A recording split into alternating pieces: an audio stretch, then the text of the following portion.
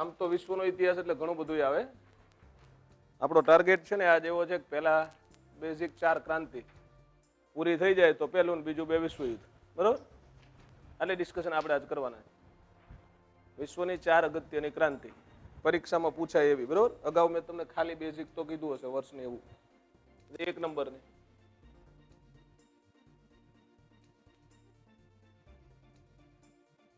American ક્રાંતિ. American ક્રાંતિ ક્યારે થઈ એ પ્રશ્ન અગાઉ ઘણી બધી વખત પૂછાઈ ગયેલો છે. તો ક્યારે થઈ? 1776 ઈસવીસનમાં ઈસવીસન 1776 અમેરિકામાં ક્રાંતિ થઈ, જેને અમેરિકન ક્રાંતિ કહેવામાં આવે છે. અમેરિકન ક્રાંતિ ભણવીને એના પહેલા થોડુંક અમેરિકાનું બેકગ્રાઉન્ડ જોઈ લઈએ આપણે. અમેરિકા આમ તો અમેરિકા નામનો કોઈ દેશ નથી હો. દેશનું નામ કેવું હોય તો શું છે? USA, United states of America. દેશનું નામ આવું છે, એને આપણે શોર્ટમાં અમેરિકા એવું કહેવી છે. યુએસએ. યુએસએ છે જિયોગ્રાફિકલી તમે જુઓ ને મિત્રો, તો જિયોગ્રાફીમાં યુએસએ ક્યાં છે જરા જોઈ લેવી. આ વિશ્વનો નકશો હોય એમાં વચ્ચોવચ વિષુવવૃત્ત હોય ને, વિષુવવૃત્તથી ઉપરના ભાગમાં અહીંયા આપણું એશિયા હોય. એશિયાની બાજુમાં અહીંયા શું હોય? યુરોપ હોય. યુરોપની નીચે અહીંયા શું હોય? આફ્રિકા. અહીંયા શું હોય? North America. અહીંયા શું હોય? South America. અહીંયા શું હોય? ઓસ્ટ્રેલિયા અને અહીંયા એન્ટાર્કટિકા. આવા 7 ખંડ છે. બરાબર? એમાં આ ભાગ રહ્યો ને, આ ભાગ આખું અમેરિકા કહેવાય. એના 2 કટકા કરો તો ઉત્તર અમેરિકા અને દક્ષિણ અમેરિકા. આ ભાગથી લોકો 1492 સુધી અજાણ હતા. 1492 1492 આ વર્ષમાં અહીંયા આટલો કટકો, આ વાદળી કલરથી જે હું કરું છું ને અહીંયા લાઈન, આટલો કટકો છે એને આપણે અત્યારે યુએસએ તરીકે ઓળખવી. ઉત્તર અમેરિકાનો દક્ષિણ ભાગ. ઉત્તર અમેરિકા છે એમાં 2 મોટા દેશ છે જે ભારત કરતા કદમાં મોટા છે. એવા 2 દેશ છે. ઉપર કેનેડા છે, નીચે અમેરિકા છે. અમેરિકા એટલે યુએસએ. આ આખો ખંડ પહેલા અજાણ હતો. દુનિયા આ ખંડથી પરિચિત નહોતી. આ ખંડ છે એની ભૌગોલિક શોધખોળ કહેવાય. એની ડિસ્કવરી કરનાર વ્યક્તિ હતો Christopher Columbus. Columbus Christopher. Christopher કોલમ્બસે 1492 અમેરિકા ખંડની શોધ કરી. આ પરીક્ષામાં ઘણી બધી વખત પૂછાયેલો પ્રશ્ન છે. અમેરિકા ખંડની શોધ કોણે કરી, ક્યારે કરી? Christopher Columbus 1492. હવે એ અમેરિકા ખંડ છે ને એક્સિડન્ટલી શોધાયેલો ખંડ છે. ભાઈ અમેરિકા ખંડની શોધ કરવા નહોતા નીકળ્યા. આ ભાઈ શેની શોધ કરવા નીકળ્યા હતા? ઇન્ડિયા. એને તો ઇન્ડિયા આવવું. એ તો ભારત તરફ આવવાના જળમાર્ગની શોધ કરવા નીકળ્યો હતો. હવે તો એ ભારત તરફ આવવાના જળમાર્ગની શોધ કરવા કેમ નીકળ્યો તો એ ઇતિહાસ જાણવાનો વિષય થઈ ગયો. તો એની પાછળનું થોડું કેલ્ક્યુલેશન કહી દઉં. આ બધી તારીખ છે એ વર્લ્ડ ઇતિહાસની અગત્યની તારીખો છે. 1453 એક ઘટના બને છે વિશ્વમાં, જેને એવું કહેવાય છે કોન્સ્ટેન્ટિનોપલ નું પતન. કોન્સ્ટેન્ટિનોપલ છે ને એ અત્યારે ઇસ્તંબુલ કહેવાય છે. It's the capital of Turkey. એ તુર્કીનું કેપિટલ છે. આનું પતન થયું. પતન થયું એટલે કે શું? એને ઓટોમન તુર્ક મુસ્લિમોએ જીતી લીધું. ઓટોમન તુર્ક મુસ્લિમોએ. કોન્સ્ટેન્ટિનોપલ મિત્રો જિયોગ્રાફિકલી અહીંયા આવેલું છે. અહીંયા એટલે એન્ટ્રી છે. યુરોપ વાળાને એશિયા આવવું હોય કે એશિયા વાળાને યુરોપ જવું હોય તો સામાન્ય રીતે બધા વાયા કોન્સ્ટેન્ટિનોપલ જતા. રસ્તામાં શું આવે? કોન્સ્ટેન્ટિનોપલ. એ 1453 તુર્ક મુસ્લિમોએ જીતી લીધું. જીતી લીધું એટલે હવે આવવા જવાનું બંધ થઈ ગયું. અહીંથી ત્યાં આવી ન શકાય, જઈ ન શકાય. અમુક હોય માથા ભારે એમ કે મને સેના ના આવવા દે. એટલે અહીંયા માની લ્યો કે આપણે એમ કહેવા જઈએ કે અમે તો ગુજરાતી, અમને સેના ના આવવા દે એમ કરીને આપણે એન્ટર થવા જઈએ. અમારે તો અહીંથી જવું જ છે યુરોપ. યુરોપ વાળા એમ કે ગમે તે થાય અમારે તો એશિયા જવું જ છે. તો આ લોકો જે હતા ને એ કેવા હતા ખબર છે? આવા કેવા હતા? આધુનિક ISIS જેવા હતા. ISIS એટલે શું full form? Islamic states of Iraq and Syria. Islamic states of Iraq and Syria એના જેવા હતા. જાય એટલે પછી પાછા ના આવે, જવા તો દે જ. આપણે એમ કહીએ અમને સેના ના આવે, આવી જાય તમે તાર અંદર આવી જાય. પછી આમ એશિયામાંથી તું યુરોપમાં આવીને પછી એશિયામાં પાછો નહીં જાય. યુરોપ વાળાને એમ કે આવી જાય, એશિયામાં આવું છે ને આવી પાછો ન જવા દે. લોકો જતા ને અત્યારે આપણને કોઈ ઓફર આપે ને એને 2 લાખ રૂપિયા પગાર.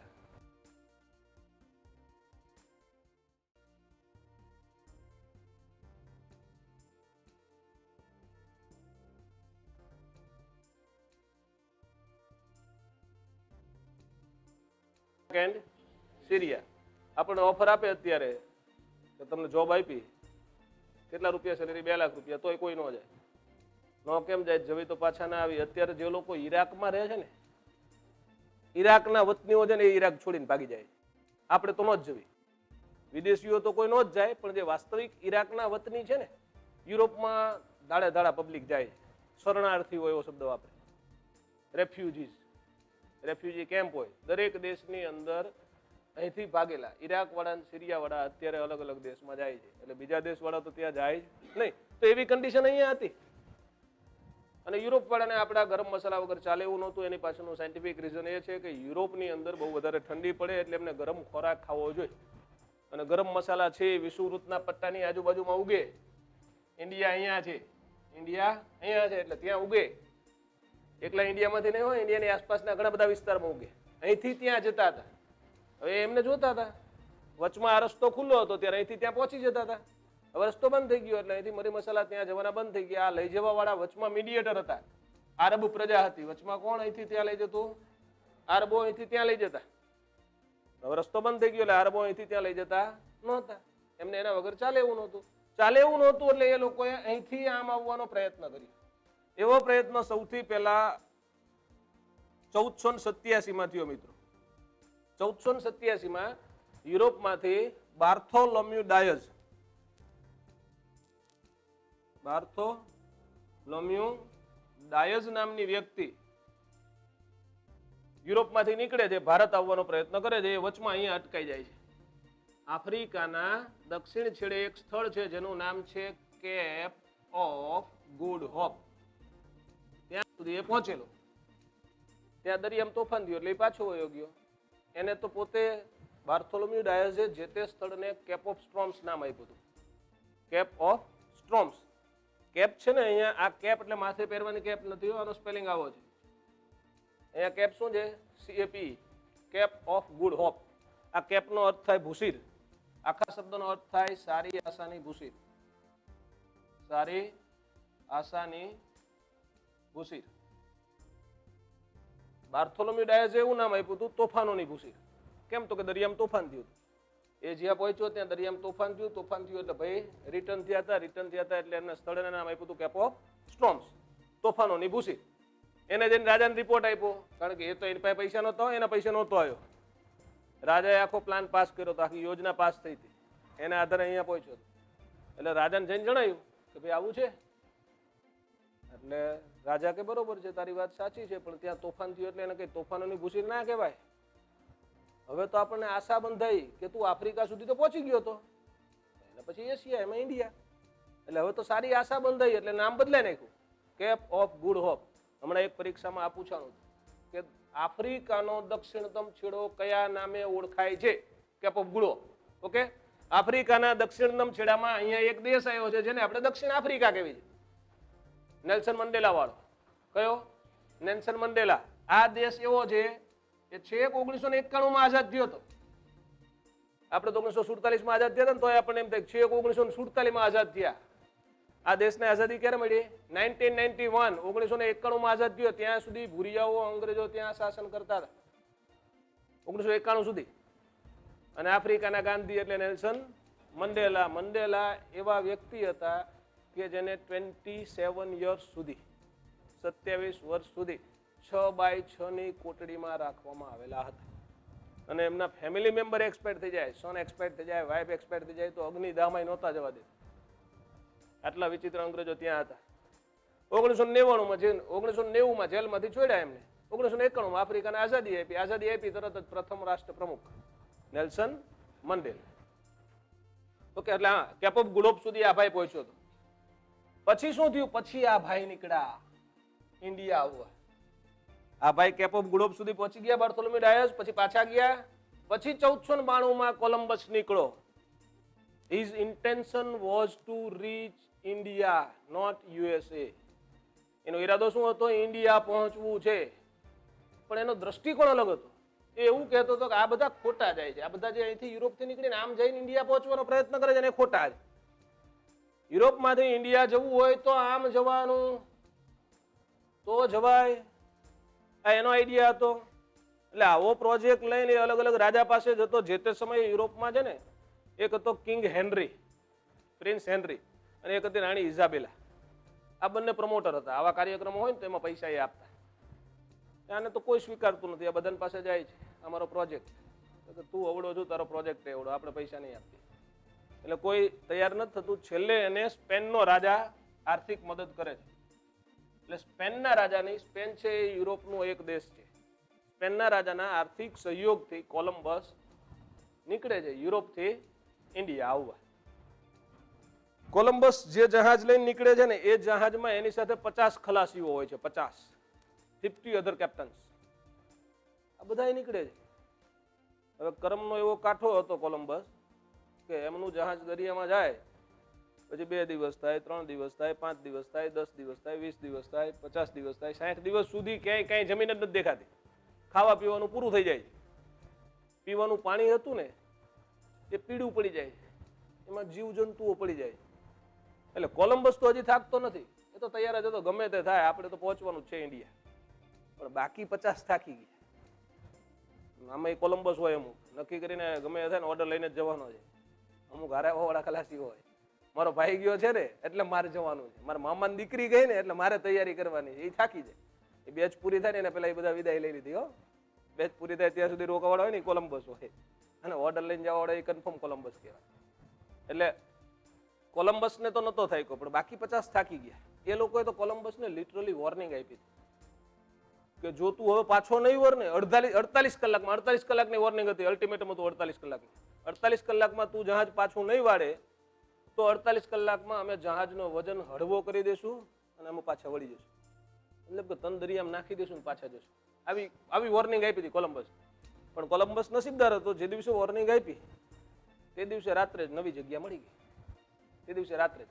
અને જેવી જગ્યા મળી ને એટલે પાછા ઓલા બધા વોર્નિંગ આપવા વાળા ઠેકડા મારતા મારતા, કોલંબસ ઓલી જગ્યા જોઈ, ઓલી જોઈ. કોલંબસ કે મને તો ખબર જ હતી ભાઈ આવશે, હું તો એટલે જ આવ્યો હતો, તમને વિશ્વાસ નહોતો, તમે ઠેકડા મારતા હતા. એટલે એ લોકો પહોંચી ગયા. કઈ જગ્યાએ?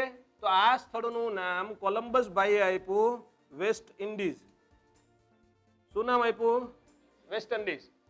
કેમ? તો કે એ ત્યાં ઉતરે છે ને એટલે આવી ચામડી વાળી પ્રજા દેખાણી. આવી ચામડી વાળી એટલે આપણે રેડ ઇન્ડિયન કહેવાય. આપણે શું કહેવાય? નૃવંશ શાસ્ત્રીઓ આપણને રેડ ઇન્ડિયન કહે. તો રેડ ઇન્ડિયન દેખાયા એટલે એને કહી દીધું કે આ તો ઇન્ડિયાનો વેસ્ટર્ન પાર્ટ છે, ભારતનો વેસ્ટર્ન પાર્ટ છે. એટલે એને સ્થળને નામ શું આપી દીધું? West Indies. ભાઈ પાછો આવ્યો. યુરોપ વાળા બધાને ખબર પડી ગઈ કે આપણને ભારત સુધીનો જળમાર્ગ મળી ગયો, વેસ્ટ ઇન્ડિઝ મળી ગયો. કોલંબસ બીજી મુસાફરી કરી આવ્યો, વેસ્ટ ઇન્ડિઝ જ નામ રાખ્યું. કોલંબસ મરી ગયો, એને ખબર નહોતી કે મેં જેની શોધ કરીને દેશ નથી, ખંડ છે. પછી આ વેસ્ટ ઇન્ડિઝમાં આ નામની વ્યક્તિ એમેરિગો વેસ્પુચી પહોંચ્યો. એમેરિગો વેસ્પુચી એને જઈને ત્યાં સંશોધન કર્યું. વેસ્ટ ઇન્ડિઝ ને એની આસપાસના વિસ્તારોમાં એને પૂરતું સંશોધન કર્યું. પછી યુરોપ આવીને એને જાહેરાત કરી દીધી કે ભાઈ કોલંબસે જે વિસ્તારની શોધ કરી છે એ દેશ નથી, એ ખંડ છે. એ દેશ નથી, એ ખંડ છે, એ ભારત નથી. એટલે અમેરિકાના નામ ઉપરથી જે તે ખંડનું નામ અમેરિકા રાખવામાં આવ્યું. અમેરિકાનું નામ અમેરિકા કેમ પડ્યું? તો કે અમેરિકોએ જાહેરાત કરી કે આ દેશ નથી, ખંડ છે. એટલે અમેરિકાની શોધ કોને કરી? કોલંબસ.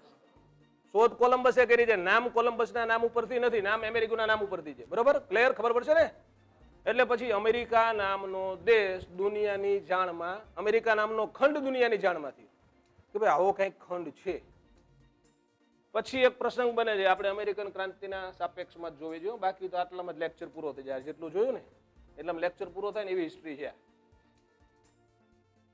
પછી આ 1498 તમે ભણી ગયા, ખબર પડી ગઈ કે ઇન્ડિયા નથી એટલે પાછું ઇન્ડિયા આવવું જ પડે. 1498 માં કોણ આવ્યો અહીંયા? Vasco da gamma.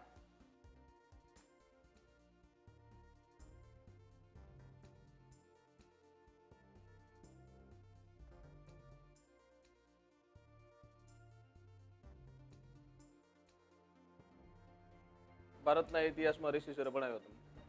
આ ક્યારે આવ્યો? 1498 માં આવ્યો. પછી 1501 આવે, પછી 1602 આવે, પછી 1608 આવે, પછી 1664 આવે. આવું બધું ભારતના ઇતિહાસમાં આવશે. આપણે વિશ્વના ઇતિહાસમાં પહોંચી જવી. હવે અહીંયા ત્યારે તો છે ને મિત્રો આખો ખંડ હતો. ત્યારે શું હતું? અમેરિકા ખંડ. પછી એના બે કટકા પડ્યા. વચમાં પનામા નહેર નીકળે. શું નીકળે? પનામા નહેરની ઉપરના ભાગને ઉત્તર અમેરિકા કહેવામાં આવ્યું, નીચેના ભાગને દક્ષિણ અમેરિકા. હવે ઇંગ્લેન્ડમાં મિત્રો 1620 માં એક ઘટના બને. 1620 1620 1620 માં ઇંગ્લેન્ડમાં એક રાજા રાજ કરતો હતો જેનું નામ હતું જેમ્સ પહેલો, જેમ્સ પ્રથમ, જેમ્સ એક. બરોબર? જેમ્સ પહેલો શાસન કરતો હતો. જેમ્સ પહેલો છે એ ધાર્મિક જુલમી રાજા હતો. ધાર્મિક એના અત્યાચાર બહુ વધારે હતા.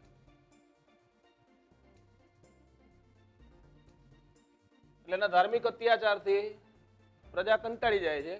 કંટાળી જાય છે એટલે એક જહાજ ભરાય એવા અંદાજે 100 ની આસપાસ લોકો ત્યાંથી હિજરત કરે છે. હિજરત કરવી એટલે કે એમનું વતન છોડીને ક્યાંક બીજે રહેવા જાય ને હિજરત કહેવાય. લોકો હિજરત કરે છે ક્યાંથી? ઇંગ્લેન્ડમાંથી. ઇંગ્લેન્ડ ક્યાં? યુરોપમાં. હા, એ જો ખ્યાલ ન હોય તો કહી દઉં, આવી એની હિસ્ટ્રી આવી છે, એની જીઓગ્રાફી આવી છે. ઇંગ્લેન્ડ, ઇંગ્લેન્ડની બાજુમાં એક પરગણું છે જેનું નામ છે વેલ્સ. ઇંગ્લેન્ડની ઉપર એક પરગણું છે સ્કોટલેન્ડ. ઇંગ્લેન્ડની બાજુમાં અહીંયા શું છે? Northern Ireland. અને અહીંયા Ireland Republic, Republic of Ireland. આવા 5 કટકા છે બાજુ બાજુ. એમાંથી એકલું ઇંગ્લેન્ડ છે અને આપણે ઇંગ્લેન્ડ કહેવી છે. આ ઇંગ્લેન્ડ. પણ ઇંગ્લેન્ડની સાથે જો સ્કોટલેન્ડ અને વેલ્સને ભેળવી દેવામાં આવે તો આ 3 કટકા ભેગા થઈ જાય મિત્રો, તો એને ગ્રેટ બ્રિટન કહેવાય. એને શું કહેવાય? Great Britain. આપણે બ્રિટન બ્રિટન કહેવાય છે ને, એવું છે. 2 વર્ષ પહેલા સ્કોટલેન્ડમાં વોટિંગ થયું હતું. સ્કોટલેન્ડ વાળાએ નક્કી કર્યું હતું કે આપણે ઇંગ્લેન્ડથી અલગ થઈ જવું છે. પણ 54 જણાએ એવું કીધું કે અમારે ઇંગ્લેન્ડ સાથે જોડાયેલા રહેવું છે, એટલે જોડાયેલા રહ્યા. નહીતર પછી બ્રિટનમાંથી સ્કોટલેન્ડ નીકળી ગયું હતું. આ 2 જ રહે. અને આ 4 ને ભેગા કરી દો ને તમે, આ 4 ને શું કહેવાય? યુકે. અને 5 ને ભેગા કરો ને, 5 ને બ્રિટિશ ઇસ્લિસ એવું કહેવાય છે. British isles. Okay, ISLES. આ 5 ને ભેગા કરો તો કહેવાય. તો હવે બ્રિટન છે ને, આ 3 છે ને મિત્રો, આ ટાપુ છે. આ 3 ભેગા થાય જે જમીનનો ટુકડો છે ને શું છે?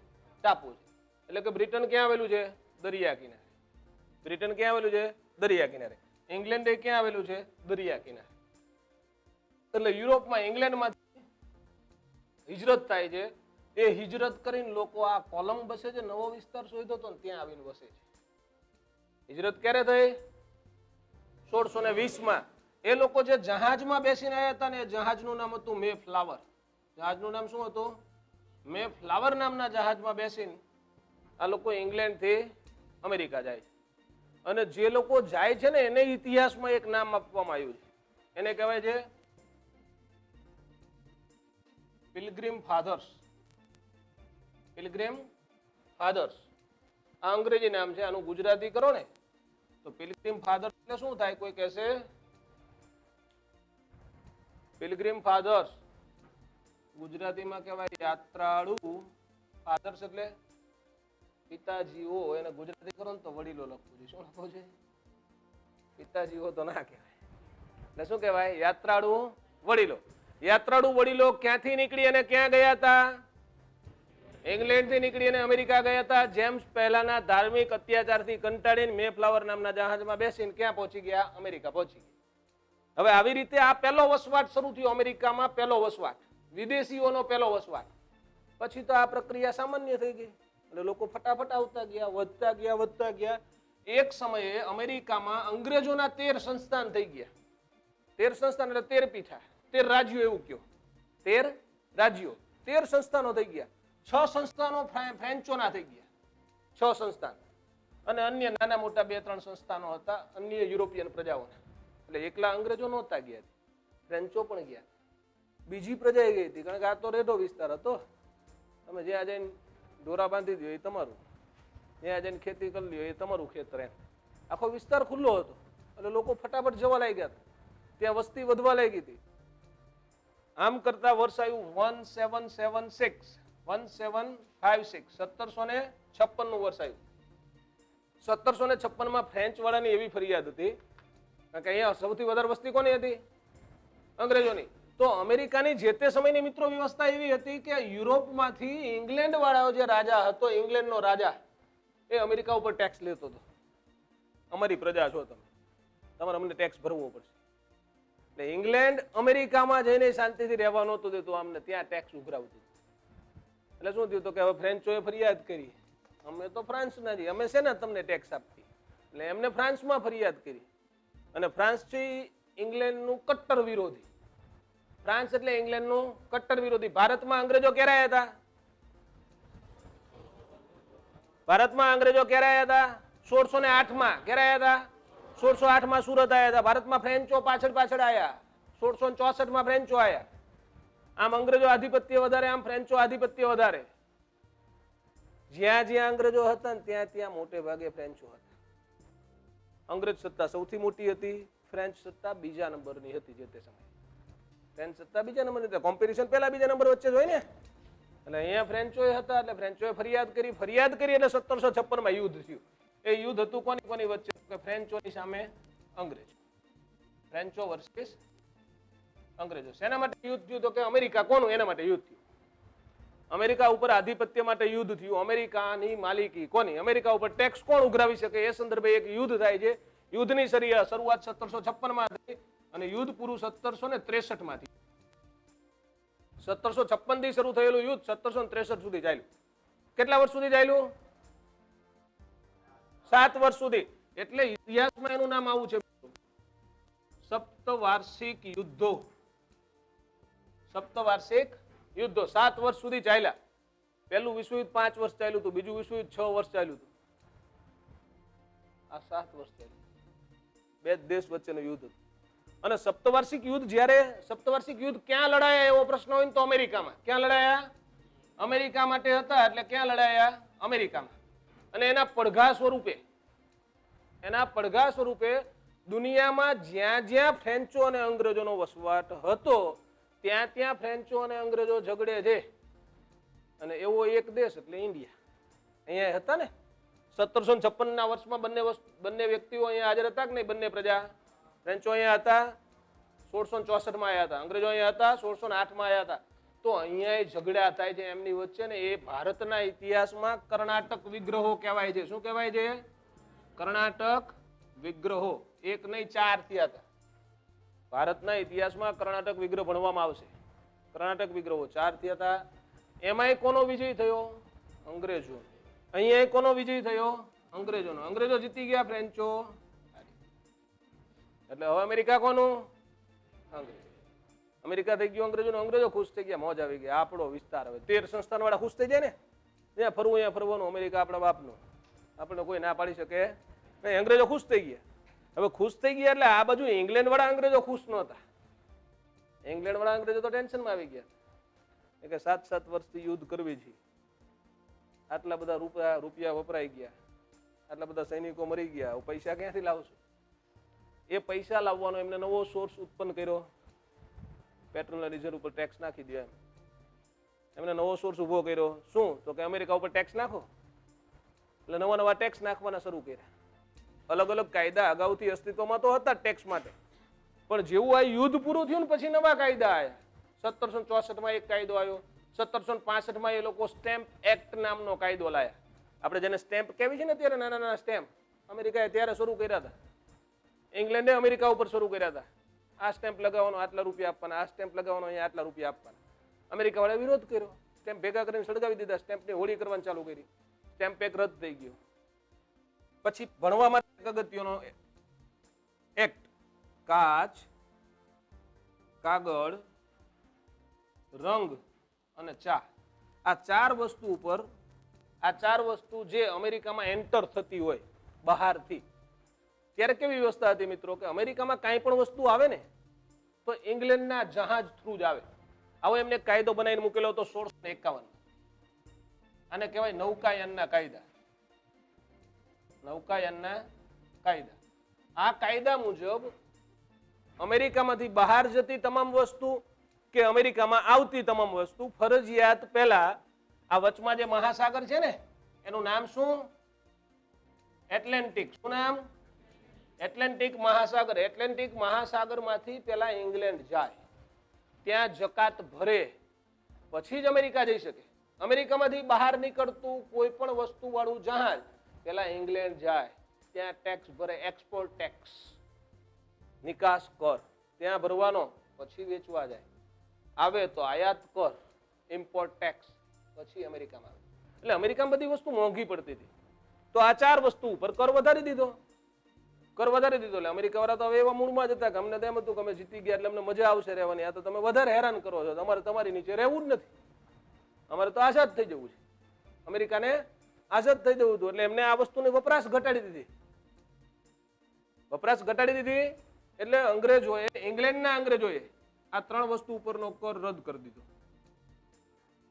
કાચ કાગળ રંગ ઉપરનો કર રદ. પણ અમે તમારા રાજા છીએ, અમારું તમારા ઉપર શાસન છે એટલે અમે કર ઉઘરાવી શકીએ એવું સાબિત કરવા માટે માત્ર એક વસ્તુ ઉપર કર ચાલુ રાખ્યો. ચાવ પણ એ અમુક અંશે ઘટાડી દીધો પણ ચાલુ રાખ્યો, તમારા ઉપર અમારું આધિપત્ય છે ને એવું બતાવવા માટે. એટલે કર ચાલુ હતો. અમેરિકાના અંગ્રેજોને રસ નહોતો, આપણે કર ભરવો જ નથી, ચા પીવી જ નથી, ચા પીવી જ નથી. હવે એવામાં 1773 વર્ષમાં ભારતમાં અંગ્રેજોની એક કંપની શાસન કરતી હતી જેનું નામ હતું ઈસ્ટ ઇન્ડિયા કંપની. એ East India Company through, East India Company અહીંથી ચાનું જહાજ ભર્યું. ચાની પેટીઓ વાળું એક જહાજ અહીંથી લોડ થાય છે. 343 પેટી મૂકવામાં આવે ચાની. આવડી આવડી પેટીનો હોય, 100 કિલોની પેટી હોય, લાકડાની પેટી હોય, એમાં છૂટી ચા ભરેલી હોય, એવી 343 પેટી એની અંદર મૂકવામાં આવી. અને એ જહાજને સીધું જ અમેરિકા મોકલવામાં આવ્યું. નો ટેક્સ. એમ ઇંગ્લેન્ડનો ટેક્સ નહીં, સસ્તું પડે અમેરિકા વાળાને, અમેરિકા વાળા કંઈક ઠંડા પડે એટલે અહીંથી સીધું જ ઈસ્ટ ઇન્ડિયા કંપનીએ આસામમાંથી લોડ કરી દીધું ને પહોંચી ગયું ક્યાં? બોસ્ટન બંદરે. બોસ્ટન શહેર છે અમેરિકાનું, બોસ્ટન બંદર છે. બોસ્ટન બંદરે આ જહાજ પહોંચી ગયું. બોસ્ટન બંદરે જેવું જહાજ પહોંચ્યું એટલે રાત્રે અમેરિકાના સ્વાતંત્ર્ય સેનાનીઓ, અમેરિકાના ક્રાંતિકારીઓ, એમાં એક બહુ આગળ પડતી વ્યક્તિ હતી જેનું નામ હતું સેમ્યુઅલ એડમ્સ. સેમ્યુઅલ એડમ્સ અને એના મિત્રો રેડ ઇન્ડિયનના પોશાકમાં, રેડ ઇન્ડિયન એટલે કે આદિવાસી, રેડ ઇન્ડિયન એટલે શું?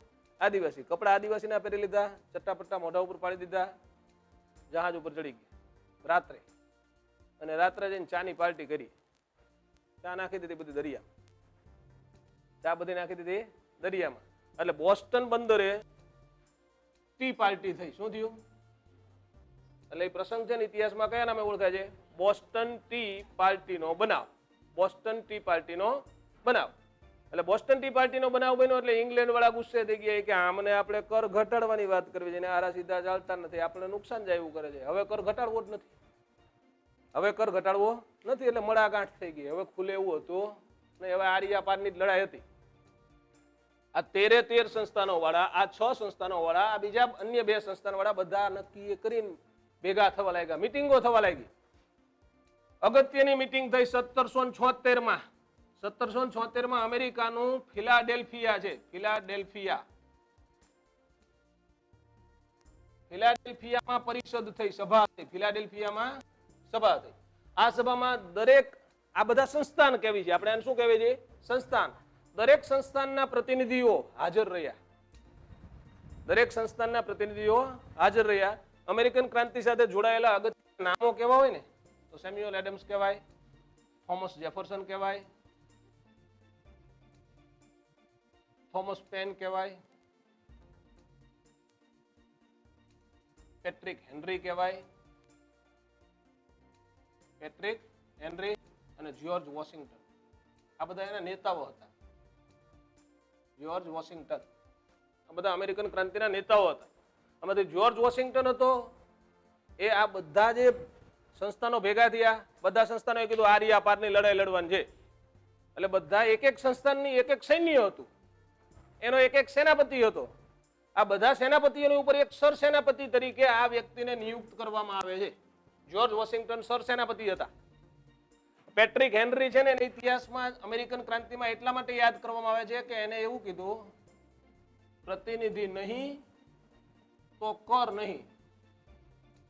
આવું એને સૂત્ર આપ્યું હતું. એ કે અમે તમને કર આપવી. એને બ્રિટનના અંગ્રેજોને કીધું કે અમે તમને કર આપવી પણ પાર્લામેન્ટમાં અમારા સભ્યને સ્થાન આપો. બ્રિટિશ પાર્લામેન્ટમાં અમારા માણસો બેઠા હોવા જોઈએ. અમારે કંઈક કહેવું હોય તો સીધી અમારું પ્રતિનિધિત્વ ત્યાં પહોંચે. અમારા પ્રતિનિધિને ત્યાં સ્થાન આપો. અમારા એરિયાને તમારો એરિયા ગણી લ્યો તો અમે તમને ટેક્સ આપવી. પેલા લોકો સ્વીકારવા તૈયાર હતા નહીં, પ્રતિનિધિત્વ નહીં મળે તો અમને કહી દીધું કર નહીં મળે. એવું સૂત્ર આપનાર કોણ? Patrick henry. બરાબર. તો ફિલાડેલ્ફિયામાં સભા થઈ. સભામાં એવું નક્કી થઈ ગયું કે જ્યોર્જ વોશિંગ્ટન શું છે? સર સેનાપતિ. અને 76માં યુદ્ધ છેડાઈ ગયું. આ બાજુ અંગ્રેજો ને આ બાજુ અંગ્રેજો. બે બાજુ કોણ? એક બાજુ અમેરિકાના અંગ્રેજો, એક બાજુ ઇંગ્લેન્ડના અંગ્રેજો. યુદ્ધ શરૂ થઈ ગયું. એ 1776માં શરૂ થયેલું યુદ્ધ મિત્રો 1781માં પૂરું થયું. પછી આમાં લાભ શું થયો ખબર છે? અમેરિકા વાળા તો હતા જ, પણ ઓલા 6 સંસ્થાનો ક્યાંના હતા? ફ્રાન્સના. તો ફ્રાન્સ વાળાએ સૈન્ય મોકલ્યા ત્યાં. ફ્રાન્સમાં એક વ્યક્તિ હતો જેનું નામ હતું લાફાયત. લાફાયત સ્વ ખર્ચે ગયો હતો, સેનાપતિ હતો. મારા ખર્ચે હું અમેરિકા જઈશ અને અંગ્રેજોને હરાઈશ. એનું સૈન્ય લઈને ગયો હતો, એના ખર્ચે ગયો હતો અને અંગ્રેજોને જઈને હરાયા. ત્યાં પહોંચ્યો. 81 સુધી યુદ્ધ ચાલ્યું. 81માં અમેરિકા હારી ગયું. અમેરિકા જીતી ગયું, અંગ્રેજો હારી ગયા. ઇંગ્લેન્ડના અંગ્રેજો હારી ગયા. લાફાયત વાળા જીતી ગયા. લાફાયત ત્યાં ગયો હતો અહીંથી, બરોબર. 81માં જીતી ગયા ને હારવા વાળા જે વ્યક્તિ હતો ને, હારવા વાળો સેનાપતિ, એ ભારતના ઇતિહાસમાં પછી પાછો ફરીથી આવે. અહીંથી નવરો થયો ને પછી અહીંયા આવ્યો હતો. એનું નામ હતું લોર્ડ કોર્નવોલિસ. શું નામ હતું? Lord Cornwallis. લોર્ડ કોર્નવોલિસ કયો? કાયમી જમાબંધી વાળો. લોર્ડ કોર્નવોલિસ કયો? કોર્નવોલિસ કોડ વાળો. બરાબર. લોર્ડ કોર્નવોલિસ કયો? પોલીસ વ્યવસ્થા વાળો. કાયદાનું પુસ્તક એટલે કોર્નવોલિસ કોડ. કાયદાનું પુસ્તક એટલે કોર્નવોલિસ કોડ. એક કોર્નવોલિસ ત્યાં હારી ગયો હતો વોશિંગ્ટન સામે, લાફાયત સામે હારી ગયો. પછી નવરો થયો એટલે અંગ્રેજો પાછો આ બાજુ ફેંકી દીધો કે જા હવે ઇન્ડિયા જા, ભારત ફરવાનું. એ પછી અહીંયા આવીને આવા સુધારા કરે છે, કાયમી જમાબંધીને બધા સુધારા આ કોર્નવોલિસ જ કરે છે. ઇતિહાસમાં જોજો સમયગાળો આજ બતાવશે. 81ની આસપાસ હશે. પછી 1783માં સંધિ થઈ. 1783માં સંધિ થઈ. સંધિમાં એવું નક્કી થઈ ગયું કે ભાઈ હવેથી અમેરિકા સ્વતંત્ર ગણાશે. ઇંગ્લેન્ડનું અમેરિકા પર આધિપત્ય ગણાશે નહીં. હવે આધિપત્ય નહીં ગણાય એવું નક્કી થઈ જાય એટલે તરત બંધારણ લખાવાનું શરૂ થાય. અત્યાર સુધી તો અંગ્રેજોના કાયદા હતા ને ઇંગ્લેન્ડના. હવે પોતાના કાયદા માટે શું જોઈએ? પોતાનું બંધારણ છે. એટલે અમેરિકાએ બંધારણ લખવાની શરૂઆત 1783માં કરી. આપણે ક્યારે કરી હતી? 1946 ની કઈ તારીખે? 9મી ડિસેમ્બરે. 9 ડિસેમ્બર 1946 આપણે બંધારણ લખવાનું શરૂ કર્યું. કેમ? તો અંગ્રેજોએ કીધું કે 1948ની ઓગસ્ટ સુધીમાં અહીંથી નીકળી જશું. અંગ્રેજોએ જેવું ડિક્લેરેશન કર્યું ને કે 1948ના ઓગસ્ટ મહિના સુધીમાં અમે ભારત છોડીને ચાલ્યા જશું, મતલબ કે 1948માં તમને સોંપી દેવાના, 47માં સોંપી દેજો આપણને. પણ એમને જાહેરાત 48ની કરી. એટલે આપણે બંધારણ લખવાની શરૂઆત કરી દીધી. એમ અહીંયા બંધારણ લખવાનું શરૂ થઈ ગયું. આપણે 46માં શરૂ કરેલું, 49માં પૂરું કરી દીધું. 26 નવેમ્બર 1949 ભારતનું બંધારણ સ્વીકારવામાં આવ્યું. આપણું થોડુંક જલ્દી થઈ ગયું બંધારણ. કેમ ખબર છે? Cut copy paste. કેમ? Cut copy paste. એક સાથે 60 દેશના બંધારણ લઈને બેસી ગયા. આ સારું છે, અહીંયા આ સારું છે, અહીંયા આ સારું છે, અહીંયા આ સારું છે. હજી બંધારણમાં ઘણું બધું એવું છે જે સારું છે, ખરાબ છે, એનો કોઈ દિવસ ઉપયોગ જ નથી. આપણા બંધારણમાં ઘણી બધી કલમો એવી હશે, હવે એને હટાવવાની પ્રોસેસો ચાલુ છે અત્યારે. એટલે આ લોકોએ જ્યારે બંધારણ બનાવ્યું મિત્રો, ત્યારે સમગ્ર દુનિયામાં કોઈ પણ દેશમાં લેખિત બંધારણ અમલમાં નહોતું. આ સૌથી પહેલી દુનિયાની બિલ્ડિંગ બનતી હતી. આપણે મકાન બનાવવું હોય તો 50 મકાન જોઈએ. તમારું મકાન કેવું, તમારું મકાન કેવું, પછી આપણું બનાવી. પહેલા જ બનાવવાનું હોય તો આ એવી કન્ડિશન હતી. આ દુનિયાનું સર્વપ્રથમ લેખિત બંધારણ લખાતું હતું. લખવાની શરૂઆત થઈ 1783માં, લખાઈ ગયું 1787માં. 1787 દુનિયાનું સર્વપ્રથમ લેખિત બંધારણ અમલમાં આવ્યું અને ત્યારે અહીંયા 13 સંસ્થાનો વાળું અમેરિકા બન્યું. 13 સંસ્થાનો વાળું અમેરિકા. પછી કાળક્રમે એમાં વધારો થતો જાય છે. અત્યારે એમાં 50 કરતા વધારે રાજ્યોનો સમાવેશ.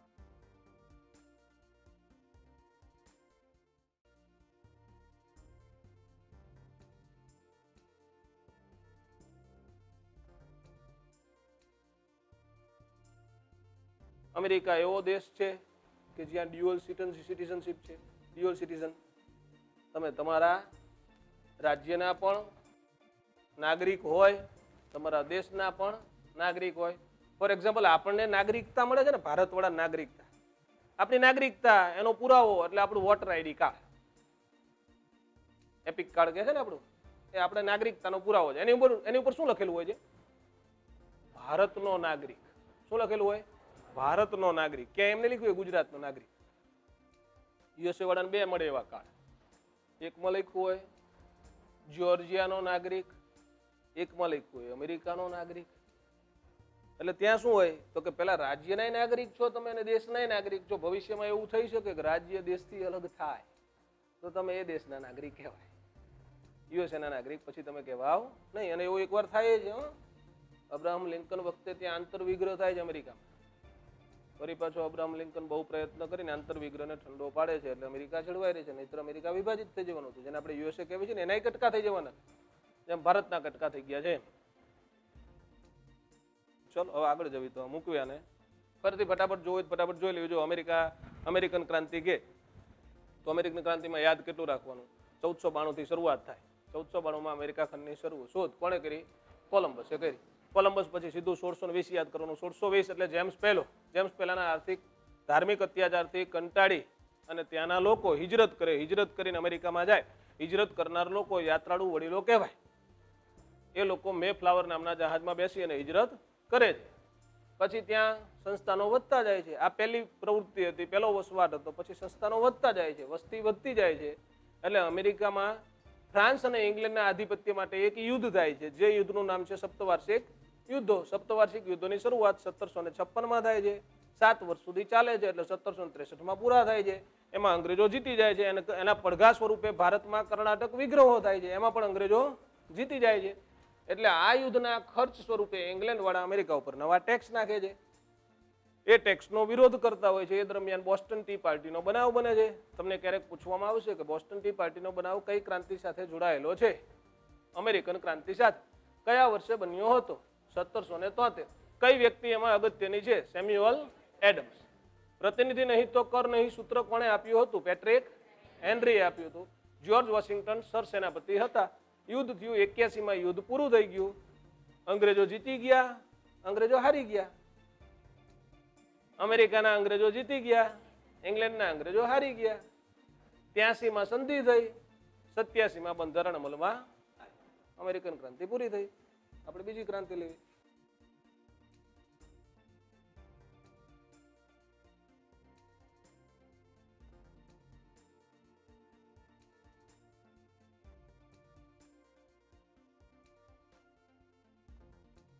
અથવા તો એવું કહેવાય ફ્રાન્સની ક્રાંતિ. ફ્રેન્ચ ક્રાંતિ અથવા તો ફ્રાન્સની ક્રાંતિ. આ ક્રાંતિનું વર્ષ 1789.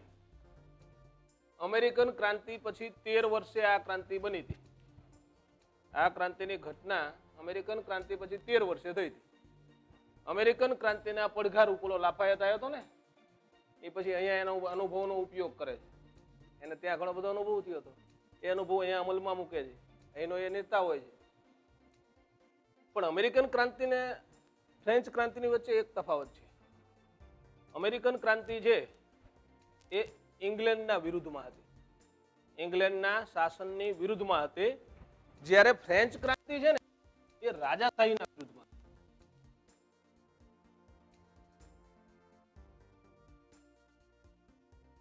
અમેરિકન ક્રાંતિ શેના વિરુદ્ધમાં હતી? ઇંગ્લેન્ડના શાસનની વિરુદ્ધમાં હતી. ત્યાં બીજા દેશનું શાસન હતું, જ્યારે અહીંયા કોઈ બીજા દેશનું શાસન હતું નહીં. ક્રાંતિ છે ને કહેવાય, ખ્યાલ છે તમને? ક્રાંતિ, ક્રાંતિનો મતલબ એવો થાય આમૂલ પરિવર્તન. આમૂલ પરિવર્તન. એકાએક તદ્દન ફેરફાર આવી જાય ને તો એને ક્રાંતિ કહેવાય. એકાએક તદ્દન ફેરફાર એટલે કહી દઉં તમને, આપણી અત્યારે માની લો ટ્રાન્સપોર્ટ વ્યવસ્થા કેવી છે, આપણે રોડ ઉપર ચાલવી જ બધા. એકાએક એવા વાહનો આવી જાય ને 2-3 વર્ષમાં, 4 વર્ષમાં, 5 વર્ષમાં, 10 વર્ષમાં બધા હવામાં જ ઉડતા હોય, નીચે કોઈ ચાલે જ નહીં, તો એને ક્રાંતિ કહેવાય. એને ટ્રાન્સપોર્ટેશન ક્રાંતિ કહેવાય. ક્રાંતિ મતલબ શું? જળમૂળથી ફેરફાર, એને ક્રાંતિ કહેવાય. અત્યારે તમે બધા અહીંયા ભણો છો ને આવીને ક્લાસમાં, એકાએક શિક્ષણ વ્યવસ્થામાં એવો ફેરફાર આવી જાય, તમે બધા ઘરે બેઠા બેઠા જ ભણો, ક્યાંય બહાર નહીં જવાનું. શિક્ષણ વ્યવસ્થા એવી શરૂ થઈ જાય, તમે બધા ઘરે બેઠા બેઠા જ ભણો. હું અહીંયા લેક્ચર લેતો જોઈએ ને આ ભાઈ ઉતારતો, તમે બધા જો આમૂલ પરિવર્તન, તો એને ક્રાંતિ કહેવાય. જળમૂળથી ફેરફાર આવી જાય તો ક્રાંતિ કહેવાય. અમેરિકામાં જળમૂળથી ફેરફાર શું આવ્યો? તો કે ઇંગ્લેન્ડનું શાસન હતું, ઉથલાઈ ગયું. કોનું શાસન આવી ગયું? અમેરિકાનું. તો એ ક્રાંતિ કહેવાય. આપણે 1857માં ક્રાંતિ નથી કહેતા, વિપ્લવ કહેવી છે. કારણ કે જળમૂળથી ફેરફાર ન આવ્યો, આપણે પ્રયત્ન કર્યો પણ ફેરફાર ન આવ્યો એટલે વિપ્લવ લેબલ લાગે છે, નહીતર ક્રાંતિ કહેવાય. ફ્રેન્ચ ક્રાંતિમાં ફેરફાર થાય છે. શું ફેરફાર થાય છે? રાજાશાહી ઉથલાઈ જાય છે, લોકશાહી શરૂ થાય છે. અહીંયા શું હતું? રાજાશાહીની વિરુદ્ધમાં ક્રાંતિ હતી. ફ્રેન્ચ ક્રાંતિ રાજાશાહીની વિરુદ્ધમાં હતી. ફ્રાન્સમાં બ્રુબોન વંશના લુઈ શાસકો શાસન કરતા. બ્રુબોન વંશ, લુઈ શાસક. લુઈ શાસકમાં આપણે એમ કહેવાય ને ચંદ્રગુપ્ત મૌર્ય, પછી એમ કહેવાય ચંદ્રગુપ્ત બીજો, પછી કદાચ વળી આગળ થાય તો ચંદ્રગુપ્ત ત્રીજો, આવું કહેવાય ને. એમ અહીંયા લાઈન હતી, લુઈ 16મો શાસન કરતો હતો ને ત્યારે ક્રાંતિ થઈ. લુઈ 16, પહેલો, બીજો, ત્રીજો, ચોથો, એમ લુઈ 16મો જ્યારે શાસન કરતો હતો ત્યારે ફ્રાન્સમાં ક્રાંતિ થઈ. ક્રાંતિ માટેનું વાતાવરણ બનવાની શરૂઆત લુઈ 14માના સમયથી થઈ ગઈ. લુઈ 14મો એવું કહેતો હતો, હું પોતે જ રાજ્ય છું, હું પોતે જ રાજ્ય છું, હું જે કરું એ ફાઇનલ, કોઈ કેમ થશે નહીં, કોઈની સલાહ લેતો નહોતો. પછી 15મો આવ્યો, પછી લુઈ 16મો આવ્યો. લુઈ 16મો એની સાથે એની રાણી હતી,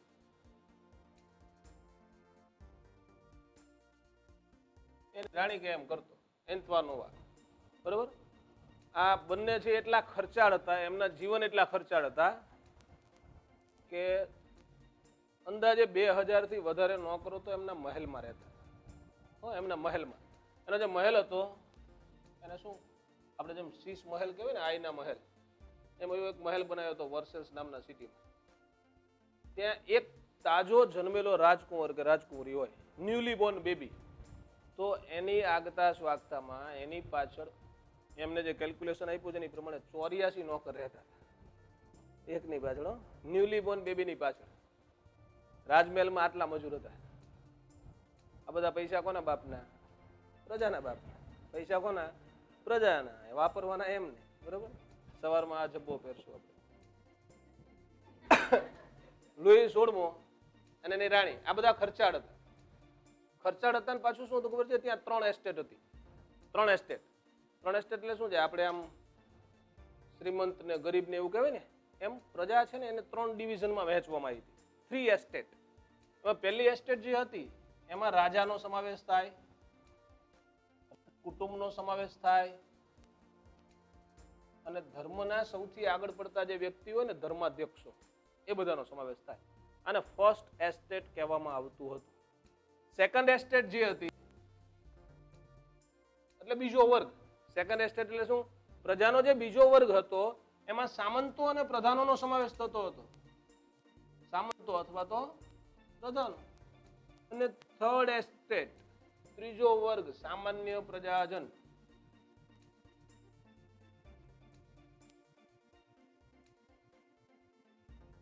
ત્રણ એસ્ટેટ હતી, એની કોઈ તકલીફ નથી. હવે સ્ટોરી શરૂ થાય, તકલીફ શું છે એની. 3 એસ્ટેટમાંથી આ 2 એસ્ટેટને ટેક્સમાંથી માફી. 3 એસ્ટેટમાંથી પહેલી એસ્ટેટને બીજી એસ્ટેટને કોઈ પણ પ્રકારનો ટેક્સ ભરવાનો. ટેક્સ કોને ભરવાનો? સામાન્ય પ્રજા. આપણે અહીંયા સામાન્ય પ્રજા ટેક્સ નથી ભરતી. ઇન્કમ ટેક્સ રિટર્ન ચેક કરો તો પૈસાવાળાના જ હોય ને. એટલે કે ફર્સ્ટ એસ્ટેટ ને સેકન્ડ એસ્ટેટ ટેક્સ ભરે જ આપણે. ત્યાં કન્ડિશન એવી હતી કે થર્ડ એસ્ટેટને ટેક્સ ભરવાનો, ફર્સ્ટ ને સેકન્ડને ટેક્સ ભરવાનો નહીં. અને કેલ્ક્યુલેશન પ્રમાણે એવું હતું, ફ્રાન્સની 95% સંપત્તિ આ 2 એસ્ટેટ પાસે હતી, 5% સંપત્તિ આની પાસે હતી, ત્રીજા એસ્ટેટ પાસે. 95% ટેક્સ છે આ એસ્ટેટ ભરતું હતું. 5% ટેક્સ છે આ સ્ટેટ ભરતું. આવી કન્ડિશન હતી એટલે ક્રાંતિ ન થાય તો જ નવાય. આવી કન્ડિશન જ્યારે હોય ને ત્યારે ક્રાંતિ ન થાય ને તો નવાય કહેવાય. ક્રાંતિ થાય જ એટલે ક્રાંતિ થાય એવું વાતાવરણ હતું જ. અને આમાં સુધારા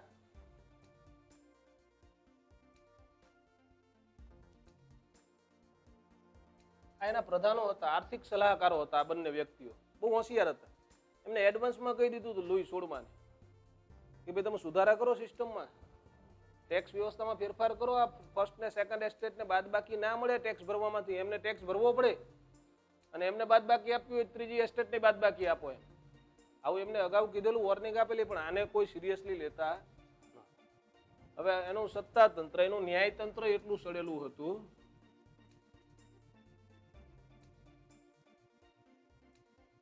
કે ન્યાય તંત્રના જે પદ હોય ને, પોસ્ટ હોય ને, જગ્યા એ વેચવામાં આવતી કે નહીં, એનું વેચાણ થતું કાયદેસર.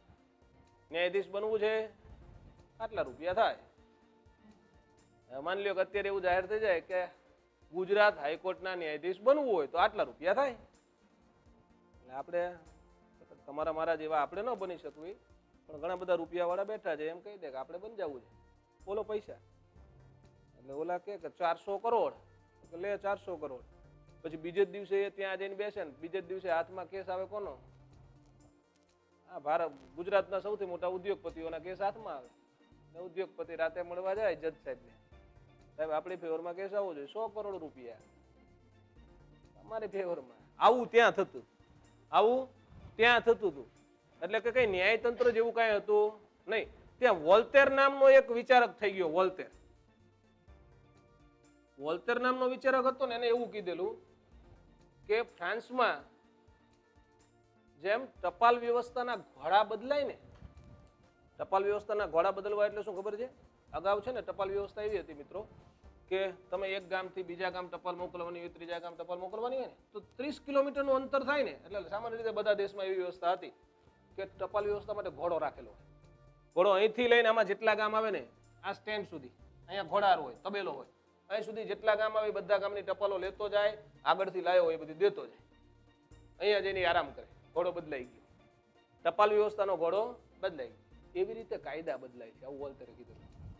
ફ્રાન્સમાં ટપાલ વ્યવસ્થાના ઘોડા જેટલા અંતરે બદલાય ને એટલા અંતરે કાયદા બદલાય. બધા ન્યાયાધીશો વેચાયેલા જ હોય, રૂપિયા આપીને બન્યા હોય. એક એમ કે ચોરીની આ સજા, બીજો એમ કે ચોરીની આ સજા. કોઈ કોમન કાયદા હતા એટલે પ્રજા કંટાળી ગઈ. પ્રજા કંટાળી ગઈ હતી. એવામાં એક બનાવ બને છે, 1789 જ બનાવ બને છે. મોન્ટેસ્ક સિવાય, વોલ્ટેર સિવાય બીજા આવા લોકો જોડાયેલા છે. મોન્ટેસ્ક, વોલ્ટેર, રૂસો અને ડિડેરો. આ છે ને આ વિચારકો છે, આ ફ્રાન્સના વિચારકો. મોન્ટેસ્ક, વોલ્ટેર, રૂસો અને ડિડેરો. અને પ્રજાને જાગૃત કરી હતી ત્યારે અલગ અલગ પ્રકારના લેખ લખી. 1789 માં એક ઘટના બને છે ફ્રાન્સમાં. બેસ્તાઇલના કિલ્લાનું પતન.